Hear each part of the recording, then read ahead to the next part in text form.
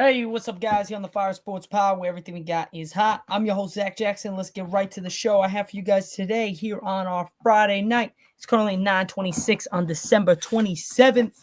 Let's get right into it. We are powered by StreamYard, where StreamYard makes the dream yard go. Hope you guys had a great holiday. We still got the new year coming to us next week, but we got to get to what's happening in the NFL tomorrow and Sunday. We're going to go over my picks for each of the games, and we're going to be going over on our second segment what just happened a couple hours ago. We had Mike Brown, the head coach of the Sacramento Kings, getting fired. It was the same general manager, owner, wherever that you want to call it, guy that fired Mike Malone. Mike Malone is the Denver Nuggets coach right now, and he is going to give his input on it, and we'll be going over what he meant in his say. And then our third and final segment, we'll go over some sports stories that's going to be kind of go into what's happening today, this coming weekend with NFL and some quarterbacks that are injured. So let's get right to it. First up, guys, I'm going to present my screen. And let's get it. Let's get it. All right, so NFL games. Here we go. Okay, we're going to start off with tomorrow. We start off with tomorrow at 1 p.m. Eastern time. You have the Chargers taking on the Patriots. We're taking the Chargers with the dub. The Chargers is better. They're playing for an AFC wildcard spot. This is a big game. They got to win this game. Then our second game, we have the Broncos against the Bengals at 4:30 tomorrow. What a game this is going to be. The Bengals are in a must-win situation. And I'm going to take them taking down the Bengals. I got Cincinnati on a must-win situation beating the Broncos. Cardinals against the Rams at 8:10 tomorrow. A divisional game. The Cardinals are not making in the playoffs. The Rams have their shot. I'm taking the Rams to beat the Cardinals. Cowboys, Eagles. This is some of the sports stories we'll be going over. We have Jalen Hurts, a no-go for the Cowboys versus Eagles game on Sunday at 1 p.m. Eastern time. This slot game moved from 4:25 to 1.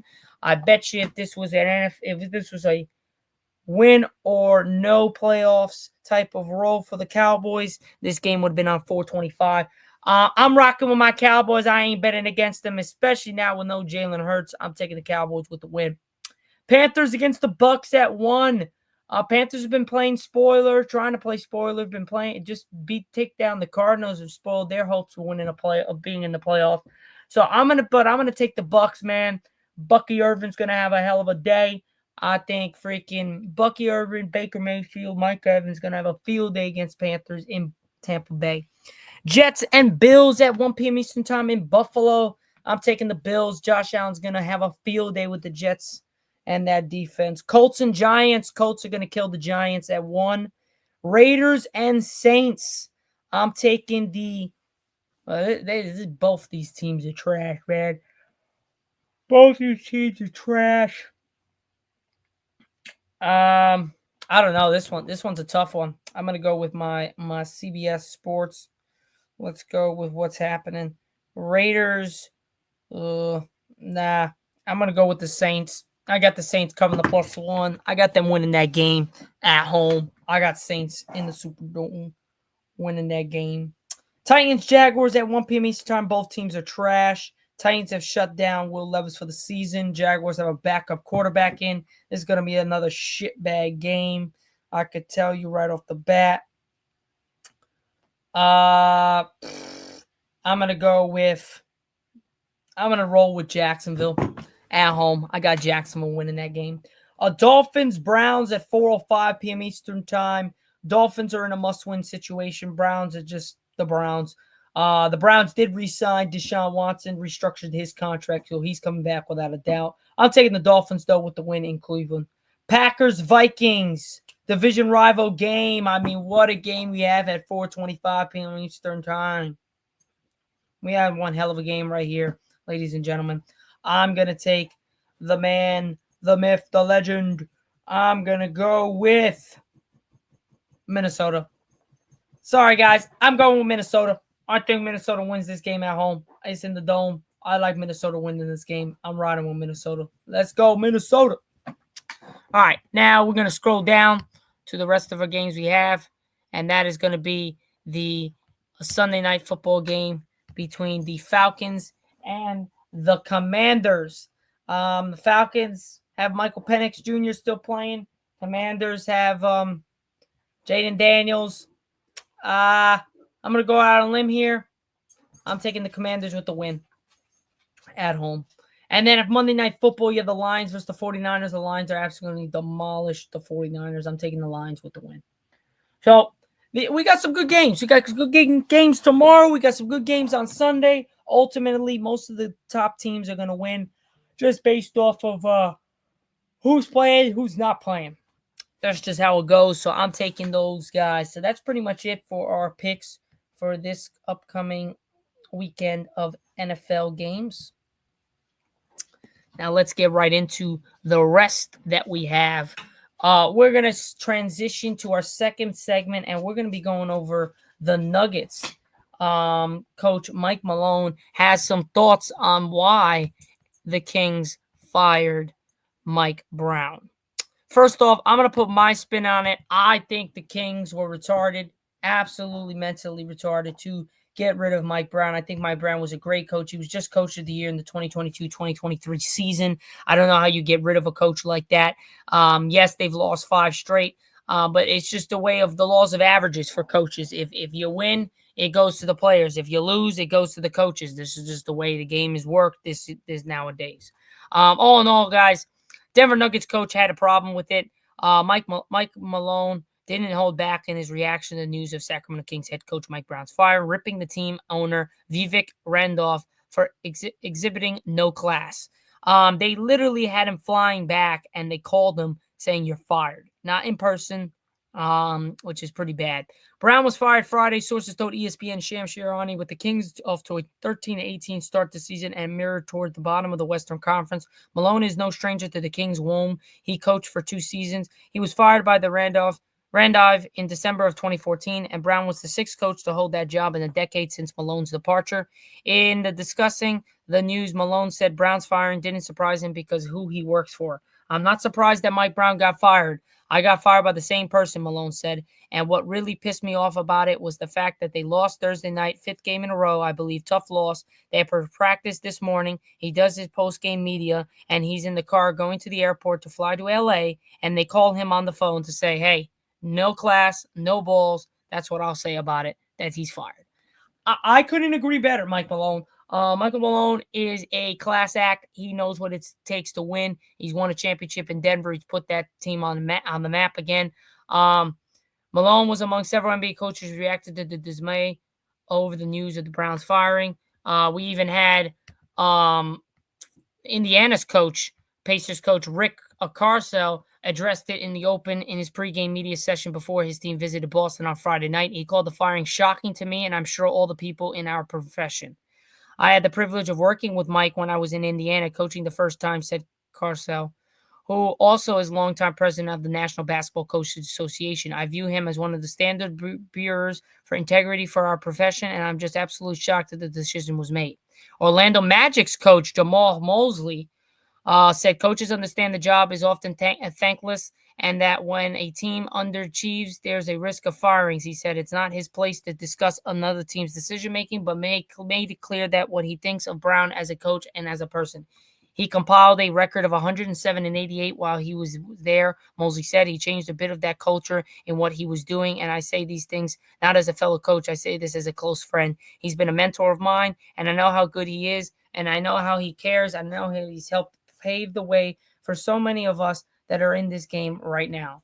Brown was unanimously winner of the NBA's Coach of the Year in 2022-23, like I said earlier. After his first season in Sacramento, saw the Kings make the playoffs for the first time since 2006. All 100 voters from a panel of reporters and broadcasters had Brown atop of their ballot that year. Less than 2 years later, he was gone. He hate to see it, said New York Knicks coach Tom Thibodeau, who liked Brown is a 2-time NBA Coach of the Year. You know, it's part of what we go through. Mike's a terrific person and a great coach. It's unfortunate. Golden State coach Steve Kerr said he understood the Kings were struggling of late, but still expressed disappointment that Brown, his former assistant and a longtime close friend, was let go. We all kind of know this is the nature of the business, Kerr said. It just seems to be shocking when a guy's the unanimous coach of the year a year and a half ago, and when you think of what the franchise was before Mike got there, it's really shocking. The Kings guys were absolutely trash before Mike Brown got there. And now look at them. They made the playoffs 2 years ago. They were in the runnings last year. This year they've off to a bad start, but they're not like they're 2-18. They're 13-18. They just had a bad stretch of games. It's not a big time deal, man. The change in Sacramento is the 9th head coach change in the NBA since 2024 alone, and the 300th in the NBA since Greg Popovich, the league's longest tenure current coach, became a coach in San Antonio in 1996. Popovich is currently away from the Spurs while recovering from a stroke. Brown has had 4 jobs in that span. He was the head coach in Cleveland, then the head coach in Los Angeles, then returned to Cleveland, and until Friday had the job in Sacramento. He'll certainly land on his feet, Caruso said, but if you look at the job that he did and the turnaround that he had, and it's really hard to believe that the decision was made, but the teams have the right to do things like this. Obviously, it's their decision, but Mike's a great man and a great basketball man, really one of the pillars of our profession. Anyway, onward. So, guys, if you see it now, you see that everybody showed support for Mike Brown. The best of the best, mentors to him. He's kind of like a little bit of an icon in the sports. He's a long-time vet. He's an older guy. He's been in the spotlight. He's been in the league for a while. He's been an assistant coach. He's been a head coach. So there's been a lot of good things that Mike Brown has done for the NBA, and not to mention the NBA, but the Sacramento Kings, again, they were trash, guys. I'm going to tell you guys exactly. Kings records. Dude, I'm going to tell you guys the Kings record for the Kings Sacramento team's record for. I'm just going to let you guys know. I'm going to present my screen. I'm going to show you guys how bad this team was. Like, I mean bad. Like, this team was absolutely trash. Okay, so let's go. We got the 2024 season. So we got season. Okay, we're going to go all the way down to 2006. All right, here we go. So if you look at it, 2006, they had 2003, 2004, they had 55 wins, 27 losses, right? That was LeBron's first year. Then they had 50 wins, 32 losses, okay? 44, 38, okay? So first 2003, 2004, 2004, 2005, and 2005, 2006, they had over 40 wins in a season. Then they dropped to 33 and 49. They dropped to, they were the 4th seed, the 6th seed, the 8th seed, then they dropped to 11th. Then they were 11th again the following year at 38 and 44. Then they went 17 and 65 in 2008 and 2009. All right. 25 and 57 the following year, 24 and 58 the following year, 22 and 44 the following year, 28 and 54 the following year, 28 and 54 again, 29 and 53 again, 33 and 49 in 2015, 2016, 32 and 50, 27 and 55, 39 and 43, 18, 19, 2019, 2020, 31 and 41. That was the bubble. 2020, 2021, 31 and 41. 2021, 2022, 30 and 52. And then in his last 2 years, they went 48 and 34. Third in the West. Then the following year, they lost 2 other games. The West got a lot better the next year. They went 46 and 36. They were 9th. Then they've only played 31 games, and they're 13 and 18. Bro, come on, man. That's some fucked up shit, bro. How long has Mike Brown been the coach of the Kings? Longtime Kings beat reporter James Ham breaks down the aftermath. Sacramento Kings fired head coach Mike Brown less than halfway through his 3rd season with the team. less than halfway through his third season with the team. So he came in his first year and got to the third seed into the playoffs. Huh? Second year, got them in the play-in tournament, 9th seed, and only 2 games worse than they were the previous year. How can you tell me this guy is not good enough to win? It's been 31 damn games. It's just pretty bad, man. It really is. It's pretty bad. The NBA in general, the way they do things is just absolutely ridiculous when it comes to coaching and firing and this, that, and the other thing. It just doesn't make any sense. It really doesn't. Even the Darvin Ham firing for the Lakers, I'm cool. JG Redick was great. I wanted a new coach, but Darvin Ham wasn't bad, dude. He really wasn't. He put in pretty good numbers. Like, as a coach, he got us to the playoffs twice in his coaching years. He got us the first ever NBA Cup championship. Like, there was a lot that Darvin Ham did well. Did he deserve to be fired? Probably not. But he did. And JJ Redick's now here. But the fact of the matter is Darvin Ham wasn't a coach for this long. Mike Brown's been a coach for this long, and he deserved a little bit more of a leeway. That's just my opinion on it. I'm happy that we saw some agreement from throughout the entire NBA coaches line from one of the top, a couple of the top coaches in the NBA talking about this, because this really just needs to go into light that, bro, the guy was good enough to win, bro. You just had to give him a chance. Now, if after this year and they didn't miss the playoffs and they completely dumpster dive and they only won 30 games, okay, all right, maybe. But right now, we're only 31 games in. You're only behind 500 by 5 games. Come on. I just think that was just a completely, utterly disgusting move by the Kings and their organization. So we're going to move to our third and final segment on our show today, and that is going to be just reviewing some injuries, some different sports that are coming out. Again, I'm going to have these coming out on TikTok, so you'll be able to see these.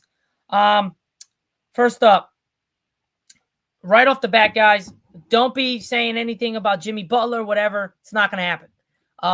Heat star Jimmy Butler reportedly prefers trade out of Miami, has not made a formal request.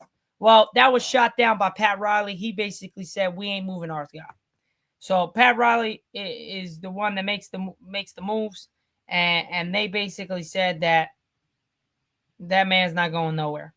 So if that's the case, I'm not even gonna say anything on that.